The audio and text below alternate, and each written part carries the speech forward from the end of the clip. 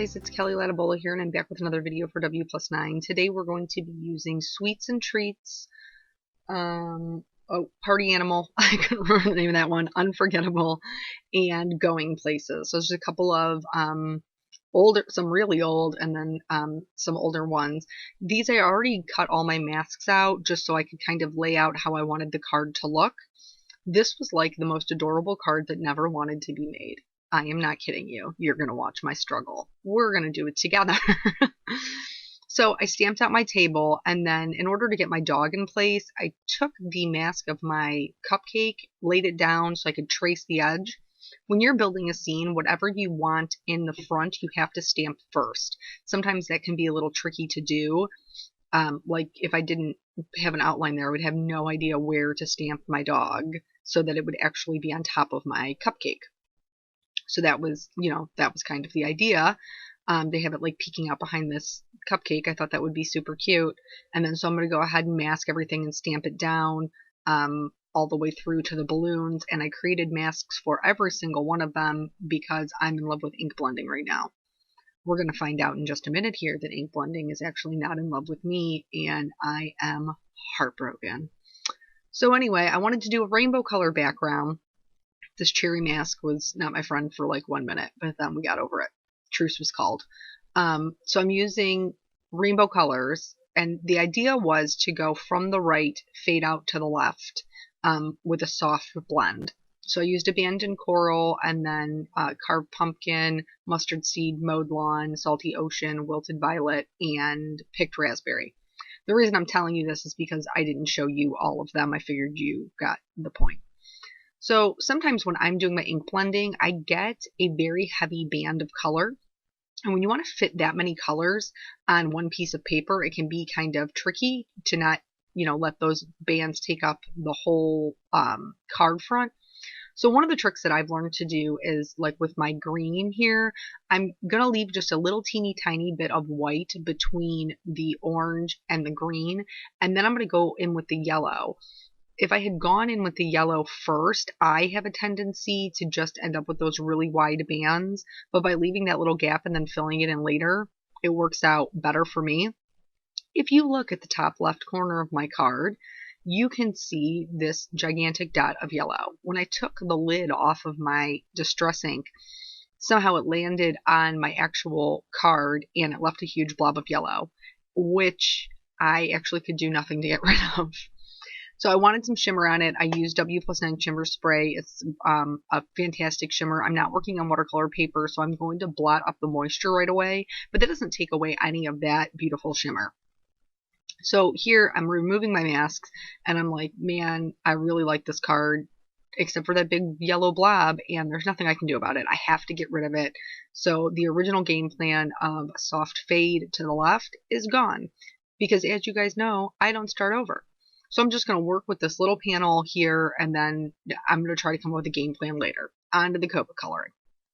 Picked out a couple of lighter to medium sea grays, just to do the base of the table, the cupcake holder, and then I also did the dog. Wasn't my original game plan, but that's okay. It ended up, well, very Dalmatian-y, but nonetheless.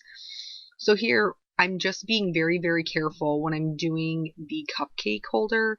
I'm like, I can't even feel the tip of the marker touching the paper. Like, that's how fine of a line we are talking. And yes, that takes lots of practice to be able to do that. So if you find that you're having trouble, like, just keep at it, because I used to not be able to do it either, and now I'm pretty much, well, like 90% of the time. There's like 10% of the time where it still gets away from me. So the tablecloth would be casting a shadow on the table stand, so there, that would be darker there. And then each one of these folds, anytime you look at a cupcake holder, you can see, where it's folded together at the bottom. Those areas are always darker, so there's a natural shadow there. But if you can, try to keep that highlight on the edges. That's going to give you a little bit of dimension. So here is where I'm going to color in the dog, so I'm going to complete that line on the left-hand side first, so I know where exactly his body is ending. And then while I have this writing pen out, I'm going to go ahead and draw in my balloon lines. Um, you can use the line that's attached to them and manipulate it on your block. I have done that in the past as well. This one, they were just so far away, I thought it would be easier to just redraw them in. And it's not. Balloon lines aren't hard. I promise. Give it a try. You're not going to mess it up. So at first I thought maybe I was going to do a white puppy. I thought, oh, he would be so cute as a little white puppy. And I love black and white with rainbows. So I was like, yeah, that would be cute. He'd be a little white dog and he would stand out. Well, I like to color things differently. I don't know about you. Sometimes, you feel like you do the same thing a lot. So I thought, well, I've never done Dalmatian. I could do him all Dalmatian and that would be super cute. It would still be black and white. He got really Dalmatianed. Like, I Dalmatianed that dog. And I don't even think they have, like, spots when they're puppies. Like, I don't even think they do. I did not do my research. But nonetheless, I still think he ended up cute. He's just very, very polka dotted. It's okay. Sometimes they are very, very polka dotted. I mean, all dogs aren't the same. They're all unique. So I used, because this is hysterical. When I left Florida, I was in Florida, I was visiting Dawn. And when I left, I accidentally scammed her markers. And since I still had her markers when I was shooting this video, I don't own a 100, but she does. So I totally used it. Friends share. So anyway, that's what I did. I did the 100, which is like a pure black. And then I blended it out with some other grays and made him very Dalmatian-y. Now we're going to go in and do the cherry. I usually do my coloring with the light source coming from the top right. So that is how I colored the cherry. In this card, it isn't actually going to end up mattering really because this didn't go the way that I thought it was going to go. So once I have that, I kept that highlight on the edge. And then from the cherry, I'm going to go in and do, in this cupcake, there is just like a little sliver between the frosting and the cupcake holder of actual cake. So I decided it was going to be a yellow cake. And then I was also going to carry that over into the balloons. I prefer when I'm coloring my balloons to do them transparent. You don't have to. There isn't a wrong way to do them. This is just my preferred way of doing it, and it's super easy. So I usually shade to give it some roundness, the left and the right. I shade with my medium first, and then within the medium, I just do like a line of the darker. And then you want to draw with your lightest color, you want to draw the shape of the balloon. I'm going to show you all of the colors for the balloons. I'm just doing whatever other item I chose to do first. So for the pink, there's going to be a pink balloon, but then there's also pink frosting. And again, I'm just trying to keep that highlight on the edge. I'm keeping the majority of my shading to the bottom left where the lines are, except for where the dog's arm is, because he would be blocking any light from that side. The last piece of like the little curve of the frosting comes out past his arm, so that would catch some light, but really anything that's underneath his arm isn't going to have a highlight like everything else is going to have a highlight because his body would block that light. So I always start with my lightest, work out to my darkest, from my darkest back into my lightest. And again, because these are such tiny areas, I'm using really, really thin lines. If you are having trouble with that, you don't have to do 4 colors. You can, in areas like this tiny, you can get a really good blend with 2 or 3 colors. So don't feel like you have to do 4. That's just what I prefer. So again, with the balloon, I'm drawing the entire shape of the balloon right into the other balloons. Doesn't matter to me. And then I'm going to start adding in that roundness. So the medium color first, leaving a slight edge on the outside of the lightest color. And then I'm just doing a super quick line of the darkest color, blending that back out with the medium, and then going over the entire thing with my lightest color. That's just, I guess, how I think that they look good. I'm sure there's a better way to leave a highlight on them. but I haven't figured that out yet. So once I do figure that out, I will be the first to share it with you.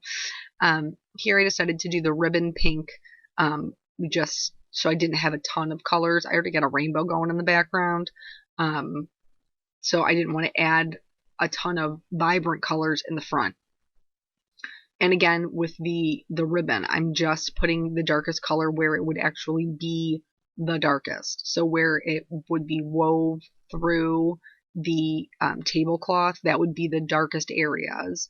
Things like, everything in this is just really tiny. So it's pretty easy to get a good blend if you're not comfortable or if you don't have a lot of Copic markers. I know a lot of people don't. Here I opted to do the tablecloth blue. There's in Copics, there's so many different options for blue. I couldn't even think of the word options. What? Anyway, my favorite one is this one, like the B 0002, 4, 6, those. And they are really more of a sky blue color family. But there's way more traditional blues if you're into that, or grayed out blues if you're into that. I just like bright colors. They make me happy. So I did add just a little bit of shading where the drawing would indicate that the tablecloth would be indented. So that's simple. It's just like little triangles to that you want to blend out that will give that tablecloth a little bit of movement. Now for the last balloon, I'm going to do the same thing. I'm going to fill it in with my lightest color, and I'm going to add in the medium. And then when you look at a balloon, it's gathered where it's knotted. So that would also be darker. So when I do the darkest color, I do take that all the way down when that part is visible. Blend it back out with my medium and then go over it with my light. Now, I felt like I lost a lot of, here's the other mistake I made. Fantastic, right? I picked up the wrong marker. Make sure you look at your markers capped, ladies and gents, because otherwise you're going to do what I just did. Fortunately, I was able to blend it out with my lightest color. But anyway, I felt like I lost a lot of pink and yellow, so I went back and added that in, and then just one more time with the lightest color, went over the blue, so that they would appear to be transparent. I got to give this thing some ground, because I can't just have my dog floating on a cake stand. He's got to be grounded on something. And it doesn't have to be anything fancy. Like, it doesn't at all. Mine isn't. It's just like a couple of strokes of that same cool gray that we've already been using. And this is just going to give him something to stand on. Something so he doesn't look like he's floating off in some rainbow universe. I don't try to be specific when I'm doing this type of ground. So I used my white gel pen to add some highlights to the balloons, and then I also used it to draw some polka dots on that tablecloth. However, you literally cannot see it. Like, it was so pointless. You can't see it. The blue is way too light to pick up the white. I mean, you can see it barely in real life, but I do mean barely. That was like a whole waste of time. But I'm truthful. It is what it is. It was a little bit of waste of time. Then I outlined the image, and now I'm trying to figure out what I'm going to do with it. So I had worked on another card the other day where I ended up cutting out an outline. And I thought that, okay, well, I really like that. Maybe I could do that with this and kind of salvage the piece, because I certainly didn't like it as just that square panel. And I think that it worked okay. So I'm using the W+9 Pure Black ink to stamp my sentiment. This is from Party Animal, the same thing as the sentiment says. And I thought it was super cute. But it was a little flat. So I grabbed some fun foam, and I'm just going to very quickly, nobody's going to see it. It doesn't have to be perfect, guys. So I very quickly just cut some fun foam so that I could pop it up, because I felt like I would like that better. And I did. It turned out I totally did like it better. So I'm just going to use some Tombow Mono multi-glue to stick that down. But I also, in between, I cut down this card because it was just way too much white space since my panel ended up being so small. So the card ended up being 3 3/4 by 5 1/4. I cut both of those panels down just a little bit. I'm going to add in some clear sequins just to kind of bring everything together, since it did feel like two different pieces. And then Clear Wink of Stella. I nearly finished this card without putting Clear Wink of Stella on it, and it would have been card blasphemy because everything needs the shimmer. So yeah, that was basically the card. Thank you so much for joining me, and I hope you guys have a wonderful week. I will catch you in the next video. Bye.